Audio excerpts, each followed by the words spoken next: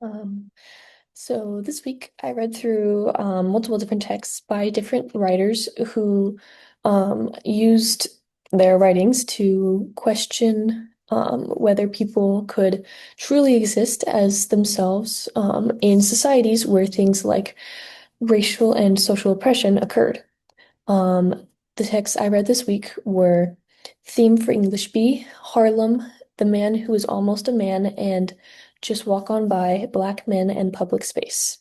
I got to read through the different perspectives of how racial and social oppression can affect people and how they are sort of forced down or who they are is kind of pushed away and not really respected or treated well just because of such oppression in societies. And I think this topic is definitely still relevant today.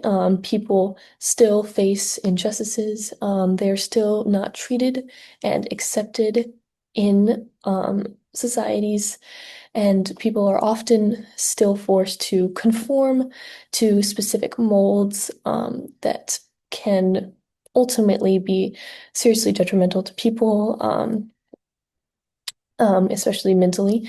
Um, and continuing on that thought, the fact that these injustices still occur today shows just how important it is that artists and writers work to highlight these injustices and work to show everything that occurred in the past and how that can, or how that has affected our present and how what we do now can affect the future.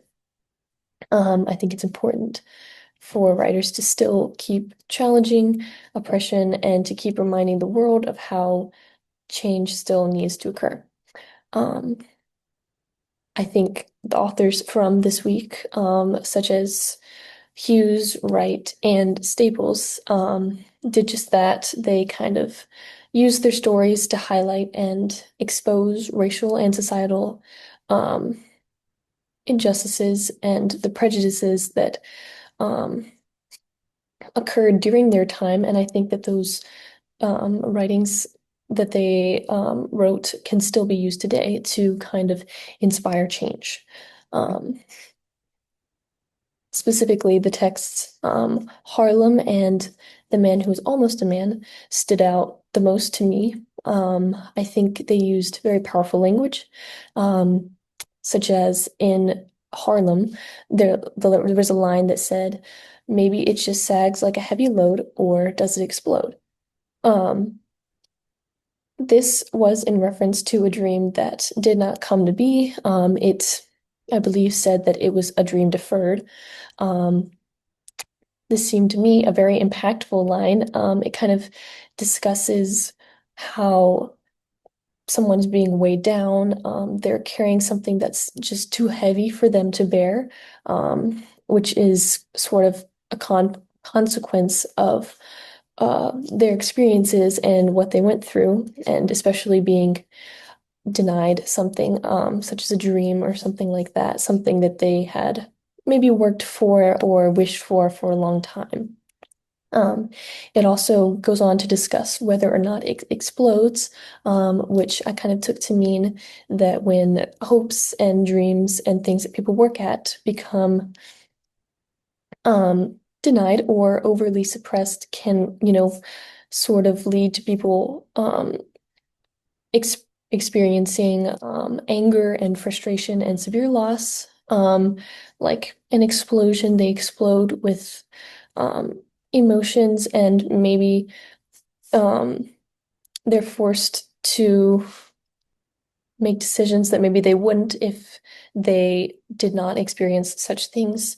Um, this story, or not story, this writing, I think questions and kind of wonders about the consequences of just denying people the dreams, people that are things that they have worked towards. I think this, well, it relates to racial inequality, and sometimes the ideals and promises that are made and that do not come true in people's lives. In The Man Who Was Almost a Man, the line that stuck out to me the most was, and if he were holding his gun in his hand, nobody could have run over him. They would have to respect him. Um, I think, well, not I think, this story, in the story, the main character, Dave, was often referred to as just a boy or just like a kid who was growing up. He didn't know anything. And I think also growing up poor and in the South, for him to be young and just not in control of his life weighs heavy on him. The oppression that he faces, both socially and racially, kind of lead him to make the decision to um, look for the gun. And I think the fact that he thinks that that is his best chance to push back, and that his is his only way of resisting shows just how much that is weighing on him, how much his experiences weigh on him. And I think this just shows how harmful oppression and forced conformity can be for people. Um, Overall, the authors that I learned about this week discussed this idea in different ways, and through different texts and different writings. But I think they all exposed the effects of racial and social oppression on identity, and I think that their work can certainly still be used today, to kind of inspire people to be better. And this is especially because people today still experience prejudice, injustices, discrimination, and many, many other things. Another text that we read in a previous week, it's called The Yellow Wallpaper. It was by Charlotte Perkins Gilman. I think this story is very similar to the stories from this week. They all together highlight oppression and the importance of identity, and the struggles that people go through to express themselves. And I think they just kind of highlight the consequences that can occur for people. Um, all of these writings kind of seem to have a sadder tone, just to me. They seemed a little more somber, but I think they were also still very uplifting, in that the authors were using them to convey important messages about systemic oppression, its consequences, and the importance of creating change today.